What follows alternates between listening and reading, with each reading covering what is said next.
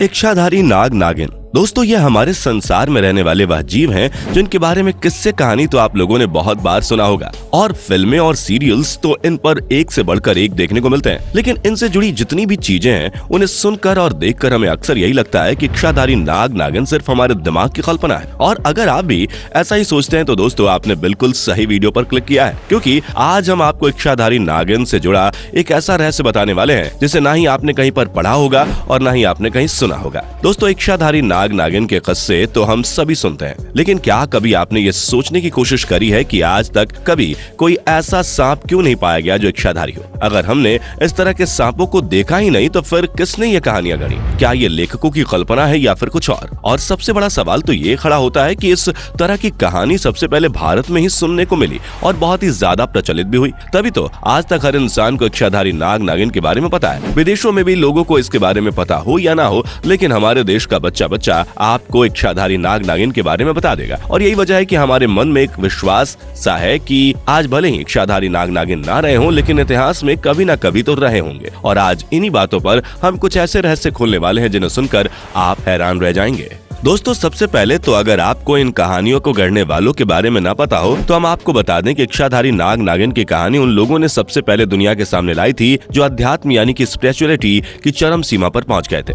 जो हमारे ग्रंथ हैं वो असल में वह है ही नहीं जो हम समझ रहे हैं। असल में वो इंसान की पूरी गाथा को व्यक्त करते हैं और इनके अंदर ऐसे कई राज छुपे हुए हैं जिन्हें अगर आपने पकड़ लिया तो आप सच में दुनिया की भीड़ से अलग खड़े हो जाएंगे और समझ पाएंगे कि क्यों भारत को गुरु देश कहा जाता है और असल मायनों में इच्छाधारी नाग नागिन के पीछे की कहानी क्या व्यक्त करती है। पर उससे पहले आइए इच्छाधारी नाग नागिन के बारे में कुछ अहम बातें जान लेते हैं, क्योंकि इनके बारे में अक्सर ये कहा जाता है कि लाखों करोड़ों सांपों में से कोई सांप ही 100 साल बाद इच्छाधारी सांप का रूप धारण कर पाता है। और जब कोई सांप इच्छाधारी हो जाता है तो वो जो चाहे कर सकता है, जिसका चाहे उसका रूप धारण कर सकता है और जहाँ चाहे वहाँ आ जा सकता है, क्योंकि वो सांप इच्छाधारी हो चुका है और अब हर एक चीज उसके वश में है। इसके अलावा इच्छाधारी सांपों के बारे में एक बात बहुत ही ज्यादा प्रचलित है और वो है कि उनकी नागमणि, जिसके बारे में यह कहा जाता है कि जिस किसी के पास इच्छाधारी सांप की नागमणि आ जाती है उसकी किस्मत बदल जाती है, वो धनवान हो जाता है और उसकी हर इच्छा पूरी होती है। आप लोगों ने नागमणि से जुड़ी कई सारी कहानी सुनी होगी, जिसमें अक्सर सपेरे नागमणि को पाने के लिए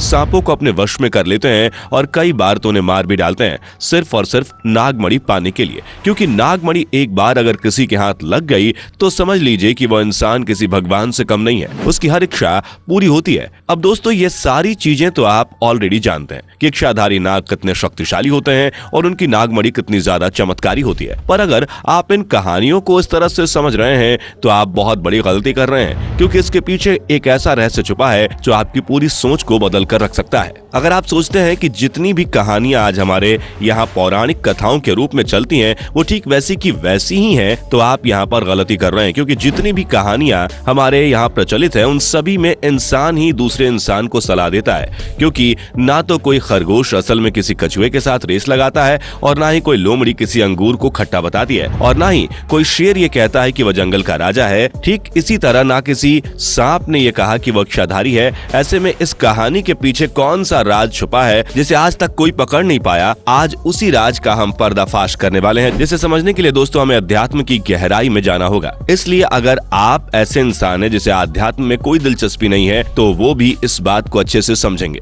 असल में पहले के समय में समझदार लोगों ने इच्छाधारी सांप वाली जो कहानी है वो इंसान के तौर पर कही थी, जिसमें सांप को एक प्रतीक के रूप में चुना गया था, जिसकी सबसे बड़ी वजह ये थी कि हमारे पूर्वज हमारे शरीर की सोई हुई शक्तियों को कुंडलिनी का नाम पहले ही सांप के नाम पर दे चुके थे। कि जैसे कुंडली बनाकर सांप बैठा रहता है वैसे ही एक शक्ति हमारे शरीर के अंदर सोई रहती है और जैसे ही हमारी शरीर की ये शक्ति जागती है वैसे ही एक विकराल रूप ले लेती है। जैसे अगर किसी सोए सांप को छोड़ दिया जाए तो वह विकराल रूप ले लेता है, लेकिन जब यही शक्ति मूलाधार चक्र से उठकर सातों चक्र को पार करके आगे बढ़ जाती है तो वो इंसान भी इच्छाधारी हो जाता है। और जिस तरह सांप को इच्छाधारी कहा जाता है और सांप जो मर्जी वो कर सकता है, कोई भी चीज उसे अपने वश में नहीं कर सकती, ठीक उसी तरह वो इंसान जिसकी कुंडलिनी शक्ति जागृत हो चुकी है वह जो चाहे वो कर सकता है। इस तरह के शक्तिशाली लोग अगर किसी को कुछ करने के लिए कह दें तो सामने वाले को करना ही पड़ता है, वो कभी ना नहीं कह सकता। ऐसा व्यक्ति किसी के बारे में बिल्कुल सटीक भविष्यवाणी कर सकता है, जहाँ चाहे अपनी मर्जी से आ जा सकता है। अपने शरीर के साथ तो नहीं, लेकिन अपने सूक्ष्म शरीर के साथ